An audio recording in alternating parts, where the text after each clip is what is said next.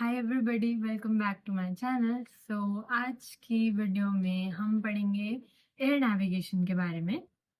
रेग से थोड़ा सा हटके ये सेकंड सब्जेक्ट है जो आपको डीजीसीए के पेपर्स के लिए क्लियर करना है। बेसिकली आप जैसा कि स्क्रीन पे देख रहे हो, आज हम शुरू करेंगे जनरल नेविगेशन से। तो एयर नेविगेशन फर्दर 3 पार्ट्स में डिवाइडेड है, ठीक है। पहला आपका जनरल नेव जो आज हम शुरू करेंगे। उसके बाद में आता है आपका second part instruments and the third part is radio. Radio के अंदर हम देखेंगे कि हमारी फ्रीक्वेंसीज वगैरह क्या होती हैं, इन सब चीज़ों के बारे में। और इंस्ट्रूमेंट्स में आपके हमारे पायलट 6 पैक, यानी जितने भी हमारे प्लेन के अंदर इंस्ट्रूमेंट्स यूज़ होते हैं, जिनके थ्रू हम फ्लाई करने में हमें ईजी रहता है। बेसिकली हमें पता चल पाता है जब पूरा अंधेरा हो जाएगा या फिर कुछ भी रीज़न हो सकता है, तो हम इंस्ट्रूमेंट फ्लाई करेंगे, ठीक है, IR। तो जनरल नेविगेशन का जो टॉपिक है उसमें बेसिकली कवर क्या क्या होता है। इसमें आपको सबसे पहले तो अर्थ के बारे में पढ़ना है, यानी ज्योग्राफी थोड़ी सी पढ़नी है, but not in that topography क्या होती है और वो सब क्या होता है उस सेंस में नहीं। बट हमें पढ़ना है कि डिस्टेंस कितना होता है, हम कैलकुलेशंस किस में करते हैं, किलोमीटर में कैलकुलेशन नहीं होती है हमारी। और इसके बाद में लॉन्गिट्यूड लैटिट्यूड क्या होते हैं, हम फ्लाई कैसे करते हैं, और प्लेन किस रूट पे जाएगा वो कैसे डिसाइड होता है। तो इस सब चीज़ों के बारे में हम पढ़ेंगे जनरल नेविगेशन के अंदर। तो सबसे पहले मैं आपको बता दूं, आपको एक नहीं 2 तरीके के कैलकुलेटर्स लेने हैं जो आपके एग्जाम में भी काम आएंगे, क्योंकि फ़ोन्स अलाउड नहीं होते हैं। इसी रीज़न से हमें 2 कैलकुलेटर ले जाना अलाउड होता है, जो दोनों ही साइंटिफिक कैलकुलेटर्स होते हैं। एक कुछ ऐसा होता है जो मैं आपको भी दिखा देती हूँ। कुछ ऐसा रहता है आपका कैलकुलेटर। ये एक साइंटिफिक कैलकुलेटर है, ठीक है। इसके अंदर आप बेसिकली अपना साइन कॉस की साथ में जितने भी मैथ्स के चीज़ें हम देखेंगे, प्लस माइनस करना है, बहुत बड़े बड़े सम्स होते हैं, उसके लिए हम ये यूज़ करते हैं। और दूसरा कैलकुलेटर मेरे पास अभी नहीं है, बट वो आपको ऑनलाइन भी मिल जाएगा। आपको जस्ट गूगल पे जाके लिखना है CX3, ठीक है। मैं यहाँ पे स्क्रीन पे एक बार लिख देती हूँ, CX3। ये एक कैलकुलेटर है जिसके जो आपको फ्लाई करने के टाइम पे भी काम में आएगा, ठीक है। तो इसके अंदर बेसिकली रूट्स कैलकुलेट हो सकते हैं, उनका डिस्टेंस कितना होता है, और विंड करेक्शन कितनी है, बहुत सारी चीज़ें होती हैं इस कैलकुलेटर में जो हमें सीखनी है एग्ज़ाम से पहले। बिकॉज एग्ज़ाम में जाके आपको कैलकुलेशन करना ही नहीं आएगा, तो फिर कैलकुलेटर लेने का क्या फ़ायदा।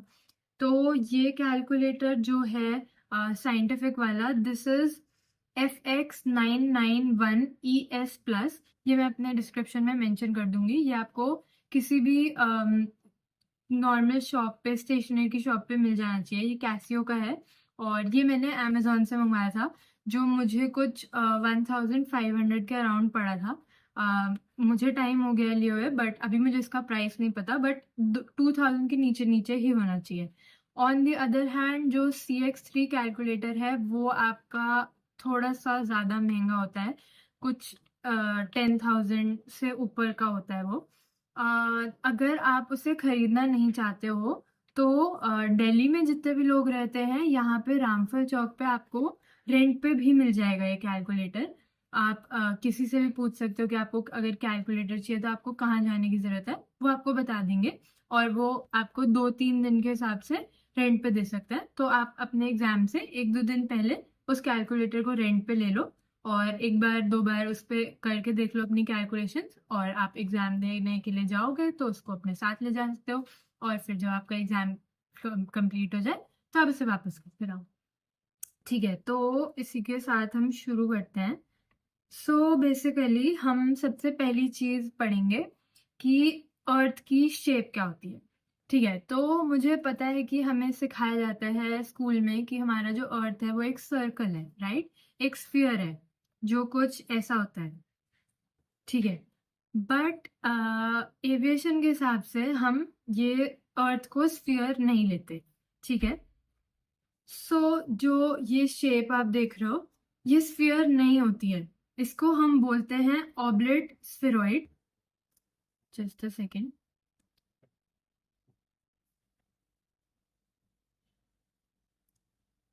और ये इसकी शेप नहीं है, जो हम शेप लेते हैं वो कुछ ऐसी होती है, ठीक है। अब इसमें डिफरेंस क्या है, ये कुछ इस तरीके से पोल्स पे कंप्रेस्ड है, यानी दबी हुई है, ठीक है।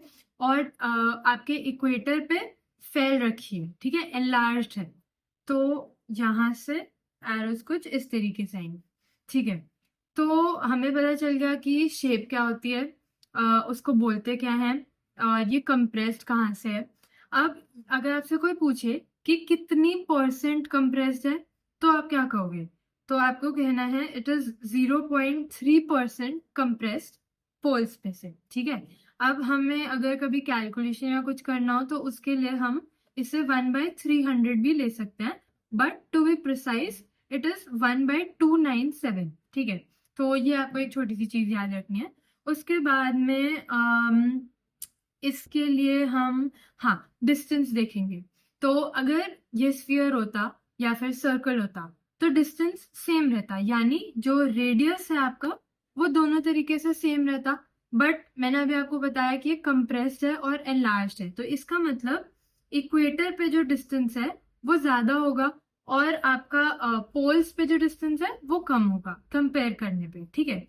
तो एक आपका डिस्टेंस है 6356.9 किलोमीटर, और एक है 6378.4 किलोमीटर, ठीक है। तो ये हो गया आपका इक्वेटर पे रेडियस, ठीक है, डायमीटर नहीं है, रेडियस है। और ये हो गया आपका पोल्स के लिए। ठीक है, उसके बाद में अगर हम देखेंगे तो एक और बार अर्थ बना लेते हैं। ये हमारी अर्थ हो गई, इसको हमने कंप्रेस कर दिया, ठीक है। अब इसके बाद में हमें देखना है कि रोटेशन कैसे होता है। तो सबसे पहले सबको ये चीज पता होगी, ये होता है आपका नॉर्थ पोल, ये होता है आपका साउथ पोल, और इसके बाद में ये है आपका ईस्ट, और ये है आपका वेस्ट, राइट।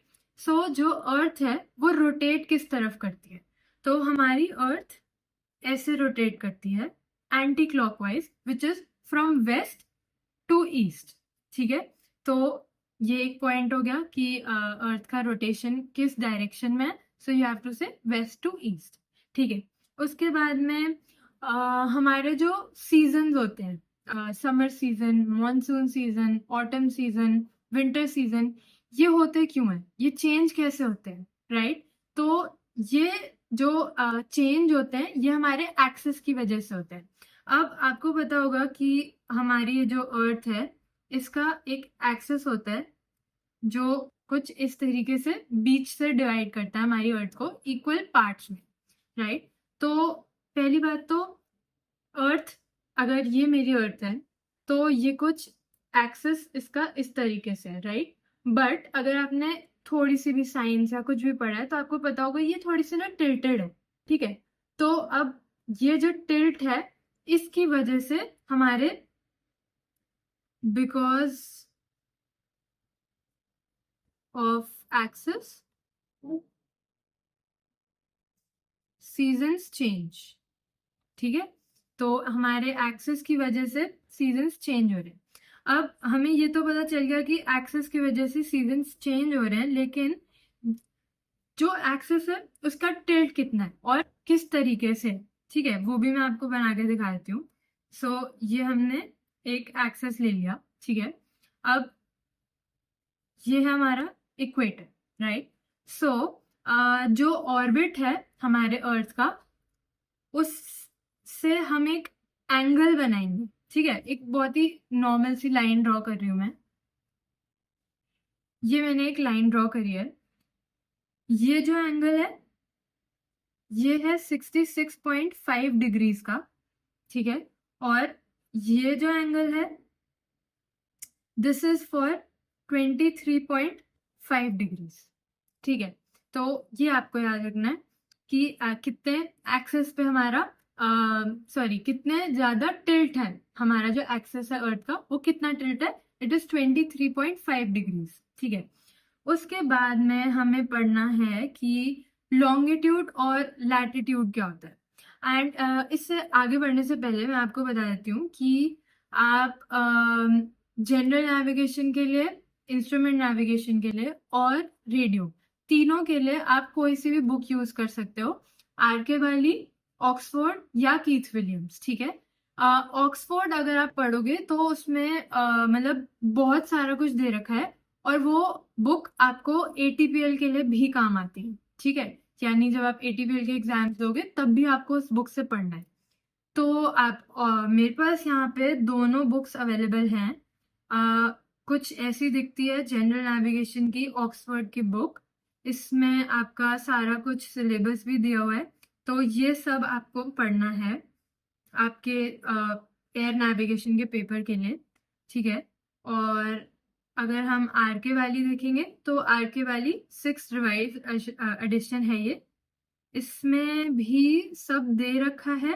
आपकी मर्जी है, आप दोनों बुक से पढ़ सकते हो। अगर आपको कोई चीज एक बुक में समझ नहीं आ रही तो ट्राई करो कि आप वो दूसरे बुक से समझ लो। तो बस डिफरेंस इतना ही है, ठीक है। इसके बाद में हमें पढ़ना है लैटिट्यूड और लॉन्गिट्यूड क्या होते हैं, ठीक है। तो दोबारा से मैं यहाँ पे एक अर्थ बना देती हूँ, ये हमारी अर्थ है, ठीक है। अब एक अर्थ मैंने ये बनाई है, इसी के साथ में हम आप एक और अर्थ ले लेते हैं ताकि हमें इजी रहे, ठीक है। तो ये 2 अर्थ मैंने ले लिए हैं। अब सबसे पहले देखते हैं लॉन्गिट्यूड और लैटिट्यूड होते क्या है। तो आपने कभी गूगल अर्थ खोल के देखना, आप नॉर्मली गूगल पे जाके बस इतना सर्च कर दो गूगल अर्थ, तो वो आपको एक 3D फिगर दिखा देगा हमारी अर्थ की, और आप उस पर आसानी से जाके लॉन्गिट्यूड्स और लैटिट्यूड्स देख सकते हो, ठीक है। अब जो हमें पता है ये है नॉर्थ पोल और ये है साउथ पोल, राइट। तो मैं यहाँ पे दूसरा एक पेन ले लेती हूँ।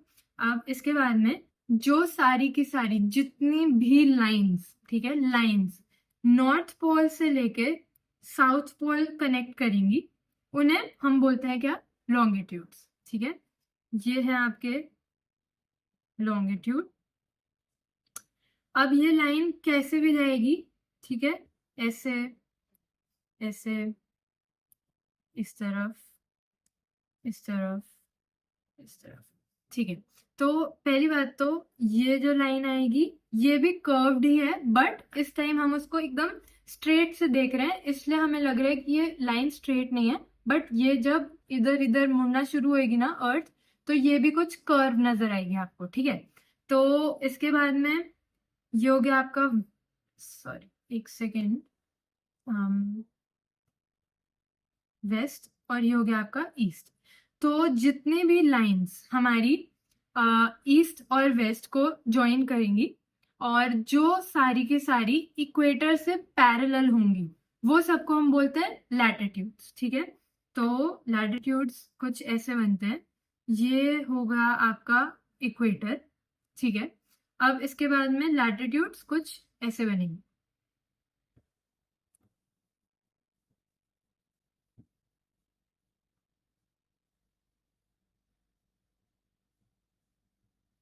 ठीक है।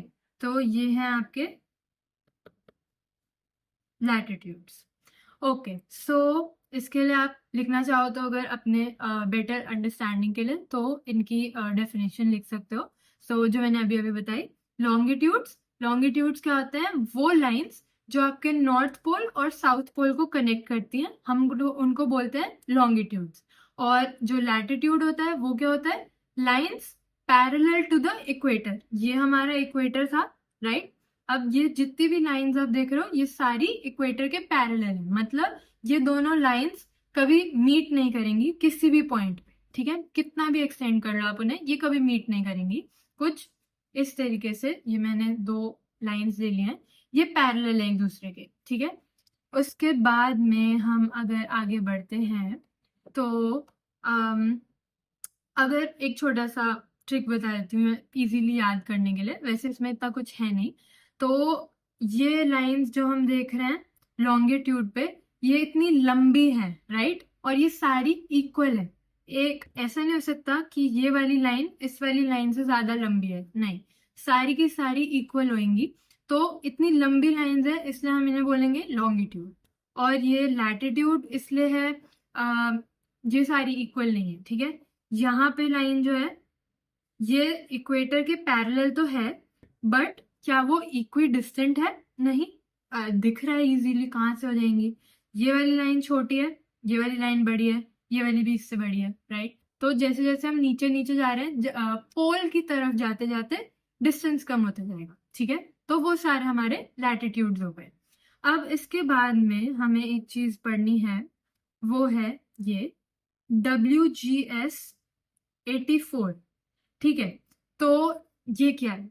तो ये हमारा एक जो प्रोसेस था जिसमें हमने अर्थ को ऑब्लेट स्फीरॉइड में मतलब स्फीयर से ऑब्लेट स्फीरॉइड बना दिया, राइट। इस प्रोसेस को हम यूज क्यों करते हैं? नेविगेशन पर्पसेस के लिए, राइट। तो सिंपली जस्ट एक ये वर्ड याद रखना है आपको, नेविगेशन पर्पसेस के लिए। तो ये हमारा WGS 84 एक मॉडल है जो हमारा अर्थ का, हमने ये जो मॉडल देखा था जो कंप्रेस्ड है और इनलार्ज्ड है, इस मॉडल को हम बोलेंगे WGS 84, ठीक है। इसमें और ज्यादा कुछ याद नहीं करना। उसके बाद में आता है आपका कार्डिनल पॉइंट्स और क्वाड्रेंटल पॉइंट्स, ठीक है। एक है cardinal points and quadrantal points. तो कार्डिनल पॉइंट्स क्या होते हैं आपके? Simple, north south east and west, ठीक है। North south east and west, ये आपके कार्डिनल पॉइंट्स होते हैं। और अगर आपसे पूछे कि क्वाड्रेंटल पॉइंट्स क्या होते हैं, तो आपको बोलना है जैसे कि north west, south west, east south, कुछ भी जो दो चीजों को हमने जैसे जोड़ दिया। अगर यहाँ पे देखते हैं, अगर मैंने बोला कि मैं यहाँ पे हूँ, तो आप इसे क्या बोलोगे? I am in the north east, right. अगर मैं बोलूँ कि मैं यहाँ पे हूँ, तो आप इसे बोलोगे इस तरीके से। अगर हम इसे 4 पार्ट्स में डिवाइड कर दें, तो मैं साउथ वेस्ट में हूँ, बस इसमें और कुछ नहीं है, ठीक है। तो इसके बाद हम अगर आगे बढ़ते हैं, ठीक है, तो इसके बाद हम पढ़ते हैं कि हमें डिग्रीज में इन्हें कैसे नोट करना है। हमने ये तो देख लिया कि हम इसे नॉर्थ साउथ वेस्ट और ईस्ट बोलते हैं, बट हम इसे डिनोट कैसे करेंगे? तो दोबारा से एक अर्थ ले लेते हैं, ठीक है, और इसको मैं कंप्रेस कर देती हूँ, ठीक है। तो इसके बाद में ये जो पॉइंट है नॉर्थ पोल पे, हम इसको बोलते हैं 000 डिग्रीज या फिर 360 डिग्रीज, राइट। और 360 degrees to be precise, not 360।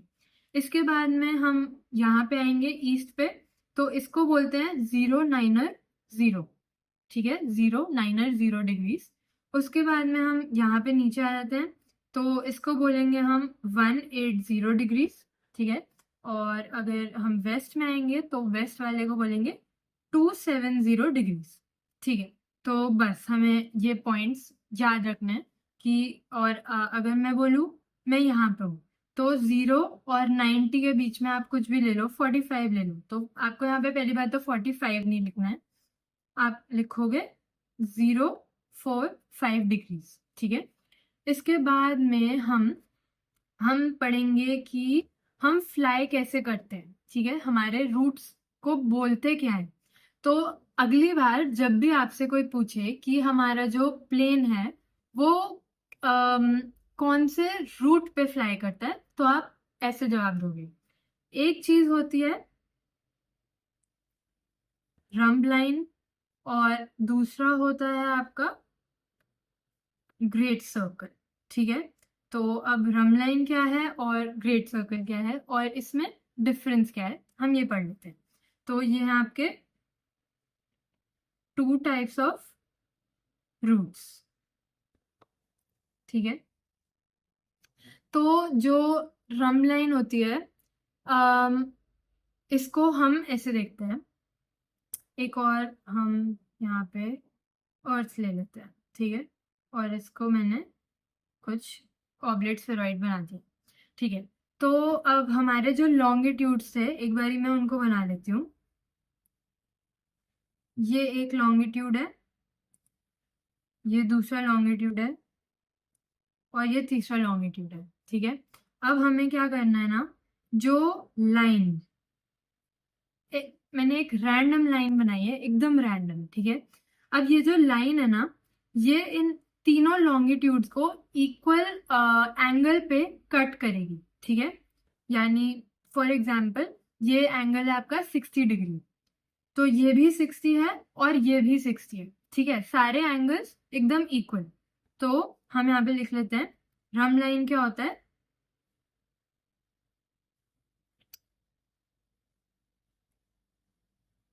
line cutting all longitudes at equal angle, इसको हम बोलते हैं रम लाइन। ठीक है, और अब हम बढ़ते हैं कि ग्रेट सर्कल क्या होता है। ठीक है, तो पहली बात तो हम ग्रेट सर्कल फ्लाई करते हैं। ठीक है, ग्रेट सर्कल आपका, अगर आपको पता है कि प्राइम मेरिडियन क्या है। ठीक है, प्राइम मेरिडियन हमारा अर्थ को दो इक्वल पार्ट्स में डिवाइड करता है, नॉर्थ पोल से लेकर साउथ पोल में। ठीक है, यानी ईस्ट में और वेस्ट में, ऐसे समझ लो। तो यहाँ पे मैं इसको हटा देती हूँ और दोबारा से बनाते हैं। तो ये मैंने एक लाइन खींची है। ठीक है, ये आपका प्राइम मेरिडियन है जो आपको नॉर्थ पोल से लेकर साउथ पोल में दिख रहा है, और इसने अर्थ को इक्वल डिस्टेंस में डिवाइड कर दिया। ठीक है, एक साइड ईस्ट है और एक साइड वेस्ट है। तो इसके बाद में हम देखेंगे, ये एक ग्रेट सर्कल है। तो आप इसको अच्छे से देख के खुद बता सकते हो इसकी प्रॉपर्टीज क्या है। पहली प्रॉपर्टी है कि इसका जो रेडियस है वो हमारे अर्थ के रेडियस के वही है, मतलब दोनों चीजें सेम है। अर्थ का जो रेडियस है वही एक ग्रेट सर्कल का रेडियस होगा। ये सबसे पहला पॉइंट है। ठीक है, और इसके बाद में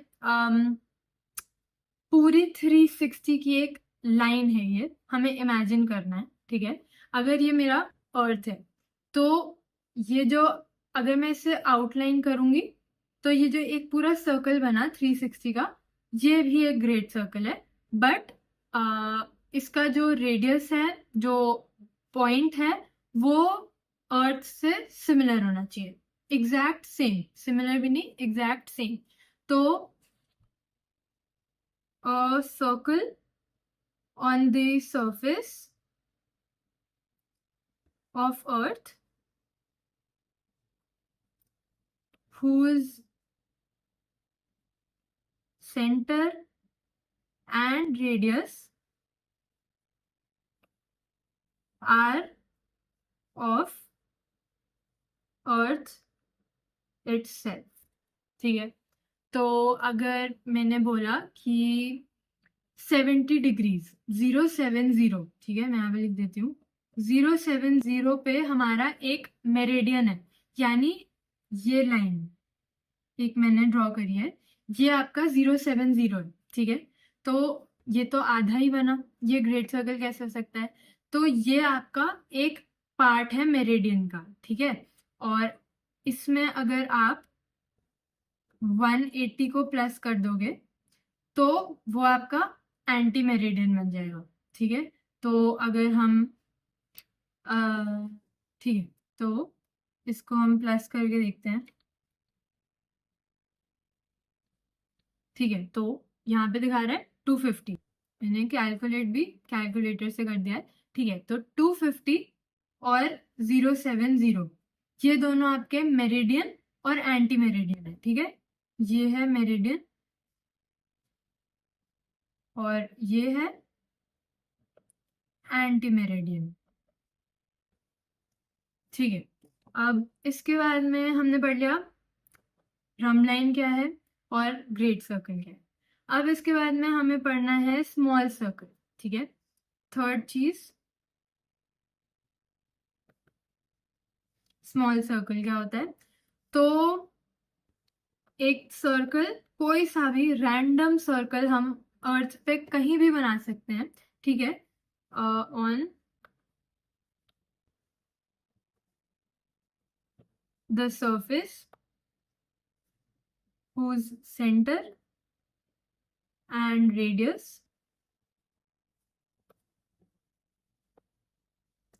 are not those of the earth. ठीक है, यानी ग्रेट सर्कल का रेडियस और सेंटर दोनों अर्थ का था, बट ये जो स्मॉल सर्कल है इसका नहीं है. ठीक है, जैसे कि यहाँ पे बना के दिखा देती हूँ मैं. ठीक है, तो ये मैंने एक अर्थ के शोइंग पार्ट पे जो हमें दिख रहा है, जैसे ये अर्थ है, मैंने यहाँ पे से एक लाइन कट करी है. ठीक है, तो इसका मतलब इसका जो बैक पार्ट है वो कुछ ऐसे आएगा. ठीक है, अब इसका जो सेंटर है ये तो अर्थ का है ही नहीं, ना इसका जो रेडियस है वो सेम होगा, तो ये एक स्मॉल सर्कल है. ठीक है, बस इतना सा डिफरेंस है. उसके बाद में हम देखते हैं ग्रेटिक्यूल. ठीक है, ये क्या होता है? तो बेसिकली दोबारा से इसी अर्थ में मैं आपको बना के दिखा देती हूँ. हम अगर अपने सारे लॉन्गिट्यूड्स और लैटिट्यूड्स को कुछ इस तरीके से कंबाइन कर देंगे, मैं पूरा नहीं बना रही, जस्ट सो दैट हमें आइडिया मिल जाए, इसलिए ड्रॉ कर रही हूँ. ठीक है, तो ये जो नेटवर्क हम देख रहे हैं, ये जो जाली बन चुकी है, क्रॉसेस या फिर जो भी आप जैसे भी आपको समझना है आप समझ सकते हो. ये जो बॉक्सेस है ना, इनको बोलते हैं ग्रेटिट्यूड. यानी जो नेटवर्क बन रहा है हमारे एक मैप पे, लॉन्गिट्यूड और लैटिट्यूड दोनों को कंबाइन करके उसको हम बोलते हैं ग्रेटिट्यूड.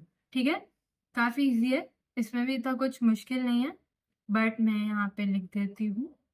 एक सेकेंड. तो the network formed on the map by longitude and latitude. ठीक है, उसे हम बोलते हैं ग्रेटिट्यूड. इसके बाद में हमारे दो और चीजें हैं. एक होता है आपका जियोसेंट्रिक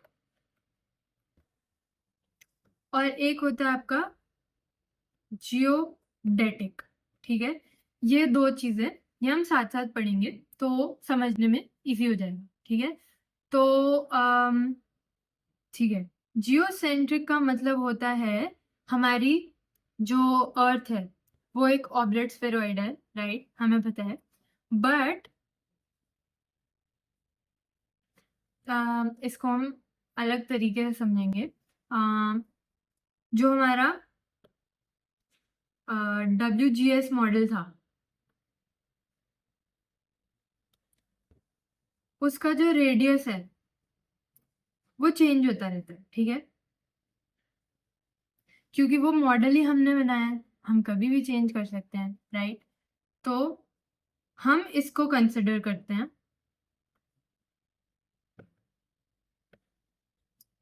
और इन दोनों पॉइंट्स का जो डिफरेंस है वो होता है 11.6 मिनट्स. ठीक है, मैक्सिमम, ये इनका मैक्सिमम डिफरेंस है. तो ये हम पढ़ते हैं बुक से, तो इसको पढ़ने के लिए हमें थोड़ा सा नीचे जाना पड़ेगा. मैं चाहती हूँ कि आपको ये एकदम से समझ आ जाए, बिकॉज इसे समझने का थोड़ा सा डिफरेंट तरीका है. आई डोंट नो मैं सिखा पाऊंगी कि नहीं. Geodetic, okay.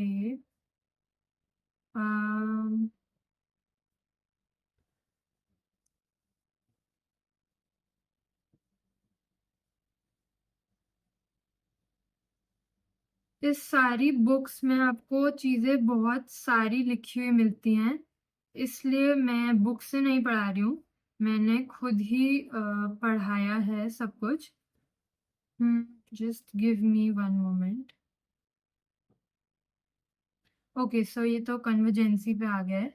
हम दूसरी बुक भी रेफर कर लेते हैं एक बार, और मैं इसमें सर्च ही कर देती हूँ।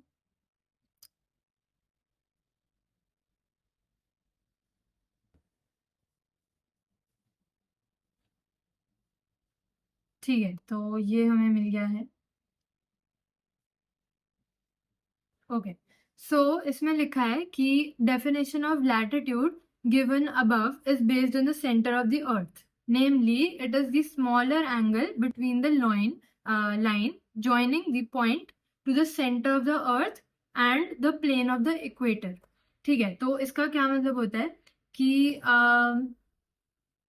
हमारा जो अर्थ है वो स्फीयर तो है ही नहीं, तो जो ऑब्लेट स्फीरॉइड है उसकी वजह से कुछ इस तरीके से उसका सेंटर चेंज हो गया। ठीक है, ये हमारा ऑब्लेट स्फीरॉइड है। ठीक है, अगर ये एक नॉर्मल सर्कल होता तो इसका सेंटर शायद इधर होता, और अगर मैंने ब्लैक में हमारा दूसरा सर्कल बना दिया तो हो सकता है उसका सेंटर यहाँ है।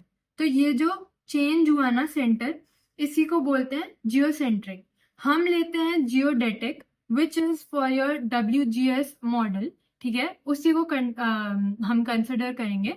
दोनों के बीच में जो डिफरेंस है वो सिर्फ 11.6 मिनट्स का है। ठीक है, बस इसमें और कुछ नहीं याद रखना। उसके बाद में हम वापस आ जाते हैं। ठीक है, तो हमें कुछ पैरल्स याद रखने हैं लैटिट्यूड के। वो आपने शायद ज्योग्राफी में पढ़ रखे होंगे, बट मैं दोबारा बता देती हूँ। तो सबसे पहला है आपका आर्कटिक सर्कल, जो आपका 66.5 डिग्रीज नॉर्थ पे कट करता है। उसके बाद है आपका एंटार्क्टिक, सॉरी सेकेंड,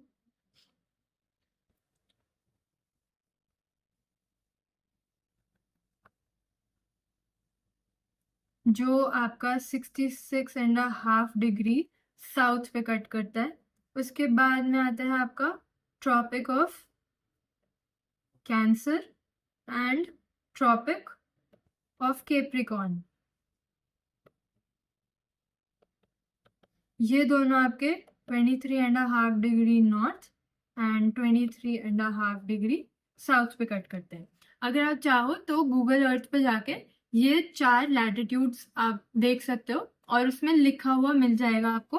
वहां पे लिखा रहेगा आर्कटिक सर्कल है ये प्राइम मेरिडियन है, तो आप वो सब जाके अपना चेकआउट कर सकते हो। बस इसमें सिर्फ छोटी सी ये चीज याद रखनी है आप। उसके बाद में हम देखते हैं हमारा रेवोल्यूशन ऑफ अर्थ। ठीक है, तो जैसे कि हम सबने पढ़ा है बचपन में कि अर्थ जो रोटेट करती है, जब वो सन का पूरा एक चक्कर लगा लेती है तो हमारा एक साल कंप्लीट हो जाता है, राइट। बट उसको कितने दिन लगते हैं? 365 डेज, राइट। सो हमारा जो रेवोल्यूशन है अर्थ का,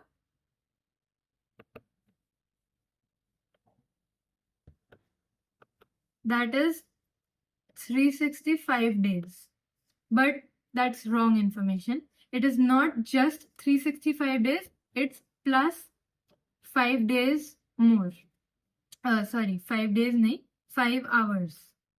इसी की वजह से हमारा लीप ईयर होता है। ठीक है, तो 555 जोड़ के हम इसको कुछ 4th ईयर में एक दिन एक्स्ट्रा कर देते हैं, इसी की वजह से। तो इसमें इतना कुछ याद नहीं रखना, सिर्फ ये याद रखना है 365 डेज प्लस 5 आवर्स, ये हमारा रेवोल्यूशन है। उसके बाद में हमें पढ़ना है केपलर्स लॉ क्या होता है। सो केपलर्स लॉ आप बुक में जाके देख सकते हो, बहुत ही इजी से 2 लाइंस हैं। पहला लाइन है आपका कि जो प्लैनेट्स हैं वो सन के अराउंड एलिप्टिकल ऑर्बिट में एक ही फोकाई पर ऑर्बिट करते हैं। अब इसको मैं समझा नहीं सकती, इसलिए ये आपको खुद पढ़ना पड़ेगा। बस केपलर के अंडर ये 2 लॉ आते हैं। दूसरा लॉ है line vector joining planet to sun sweeps equal area in equal time. ये 2 लॉ हैं, रट लो या याद कर लो, बुक में से जाके पढ़ लेना एक बार, इसमें कुछ नहीं है। आप एक बार इसका डायग्राम देखोगे आपको समझ आ जाएगा। ठीक है, उसके बाद में आता है आपके ये 6 चीजें। तो सबसे पहला है हमारा perihelion, then aphelion, equinox and solstice, winter solstice and summer solstice. ठीक है, तो ये सारी चीजें क्या होती हैं? तो पेरिहेलियन होता है आपका व्हेन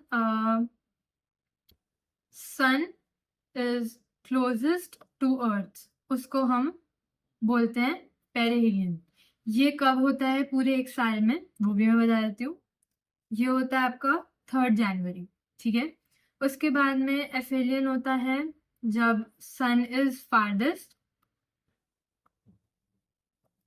ठीक है, ये होता है आपका 3 जुलाई। उसके बाद में इक्विनॉक्स है आपका जब day and night are equal. ये होता है आपका 23 सितंबर। सोल्स्टिस इसको बोलते हैं सन का हाईएस्ट या लोएस्ट पॉइंट समर या विंटर में। ठीक है, तो इज सन्स हाईएस्ट और लोएस्ट पॉइंट इन समर और विंटर। तो विंटर सॉल्स्टिस क्या होता है? It is the shortest day, 23.5 degree south पे, यानी जो आपका ट्रॉपिक ऑफ कैप्रिकॉर्न है उस पे सन जब पड़ता है, that is 23rd December, and summer solstice is on 21st June, which is your longest day, यानी 23.5 डिग्री नॉर्थ, जो है आपका ट्रॉपिक ऑफ कैंसर। ठीक है, तो इस पे ये आपको रटने हैं, याद करने हैं। इस पे एकदम स्ट्रेट फॉरवर्ड क्वेश्चन आते हैं डीजीसीए के, यानी कि पेरिफेलियन कौन से डे पे पड़ता है, तो आपको बताना है कि 3 जनवरी। ठीक है, अब इसके बाद में हमारी एक चीज होती है, तो इसके लिए मैं पहले एक सन ड्रॉ कर लेती हूँ।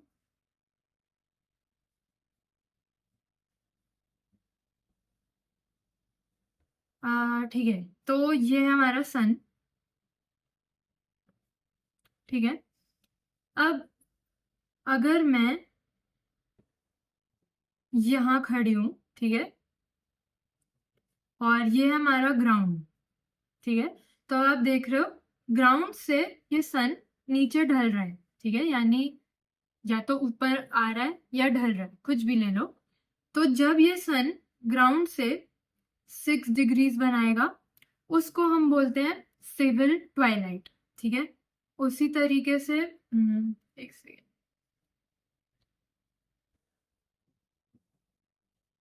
तीन एंगल्स बनते हैं।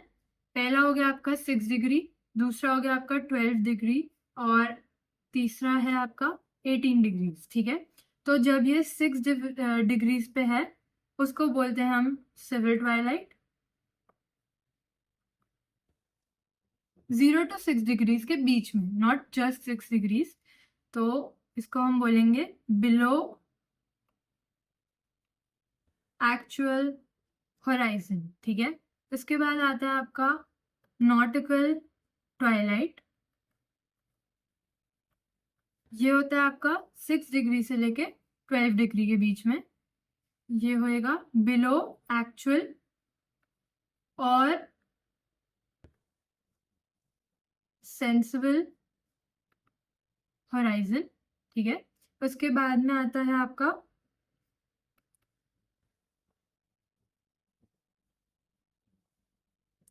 एस्ट्रोनॉमिकल ट्वाइलाइट, तो ये होता है 12 to 18 डिग्रीज, और ये भी सेम चीज़ है, बिलो एक्चुअल और सेंसिबल होराइजन। ठीक है, तो ये हमने पढ़ लिया। इस पे भी डायरेक्ट क्वेश्चन आएंगे कि सिविल ट्वाइलाइट में सन कहाँ पे होता है, तो या तो वो डिग्रीज में पूछ सकते हैं, आपको ऑप्शन दे देंगे 5 डिग्री, 8 डिग्री या 20 डिग्री, तो आपको चूज करना है 5 डिग्रीज, या फिर वो ऐसे दे देंगे कि बिलो एक्चुअल होराइजन होता है सन, अबव एक्चुअल होराइजन होता है, तो उसमें आपको सिलेक्ट करना है। ठीक है, इसमें भी और कुछ है नहीं। इसके बाद में हम थोड़े से कैलकुलेशन देख सकते हैं। तो हम जितनी भी एविएशन फील्ड में कैलकुलेशन करेंगे इंडिया में स्पेशली, फिर कुछ लोग बोलते हैं कि मैंने इंडिया के हिसाब से नहीं बताया, बाहर में तो होता नहीं है ज़्यादा, तो मैं सारा कुछ बताती हूँ। वो होता है आपका नॉटिकल माइल्स। ठीक है, उसको हम डिनोट करते हैं एन और एम से। This is nautical miles. तो एक nautical mile equals to 1.852 kilometers, which is equal to 1852 meters, which is equal to 6080 feet, which is equal to 1.15 statue mile. ठीक है, स्टैचू माइल को हम डिनोट करेंगे एस एम से। ठीक है, तो इसके बाद में ये हो गया हमारा, इसके हिसाब से आपको इजी हो जाएगा कैलकुलेशंस करने में भी। तो ठीक है, I think this is it for your first and second chapter, इतना कवर कर लेगा वो। तो I'll see you guys in the next video, and till then don't forget to like, share and subscribe, and press on the bell icon given below, so that whenever I post a new video you can get a notification as soon as possible. And इसी के साथ I'll meet you in our next video. I'll see you in the sky. Bye.